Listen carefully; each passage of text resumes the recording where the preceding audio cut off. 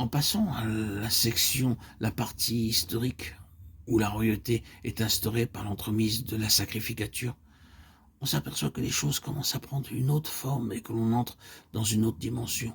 On monte d'un cran, on s'éloigne de la terre, on se rapproche du ciel. Et quand on arrive au terme de ces changements associant prophètes et rois, ou quand on considère la fin du livre d'Ézéchiel, on commence alors à entrevoir une contrée céleste.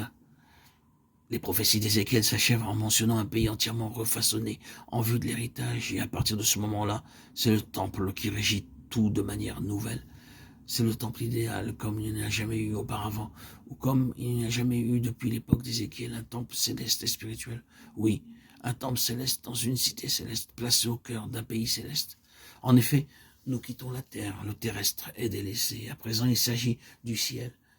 Vous devriez relire ces derniers chapitres d'Ézéchiel en vous arrêtant sur les deux événements suivants. L'élaboration du royaume et l'emplacement qu'occupe le temple, la cité par rapport aux nations environnantes.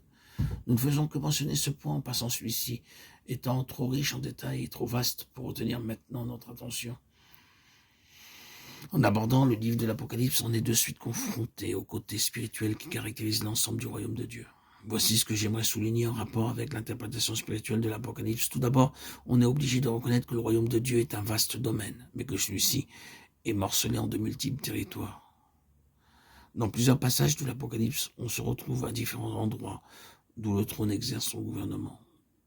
On a la terre puis le ciel, mais on parle du ciel et de la terre comme s'il s'agissait d'une dualité, ce qui n'est pas le cas. C'est plutôt l'idée de multiplicité qu'il faut retenir. Il y a les cieux et les cieux des cieux. Paul a affirmé qu'il avait été ravi au troisième ciel, 2 Corinthiens 12:2.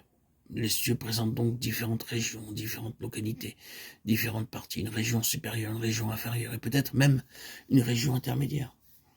Puis, on en vient à ce fait étonnant. Les rachetés sont eux aussi répartis en plusieurs groupes et occupent différents endroits. Le Seigneur Jésus a dit « Il y a plusieurs demeures dans la maison de mon Père » Jean 14:2. Ôtez de votre esprit le mot palais utilisé par la Bible du roi Jacques. Dans le ciel, il n'y a pas de rue égrenée de palais. En tout cas, ce n'est pas ce à quoi Jésus faisait référence. Il y a plusieurs demeures dans la maison de mon Père. Il y a le premier ciel, le deuxième ciel, le troisième ciel, les cieux des cieux. Et les gens occupent l'un ou l'autre de ces lieux en fonction du trône. Les uns sont sur le trône, les autres autour du trône, et ainsi de suite. Les nations composées des rachetés se trouvent à la périphérie du royaume, épuisent leurs ressources, non pas bonnes ou mauvaises cette fois-ci, mais leurs bonnes ressources de ce centre névralgique.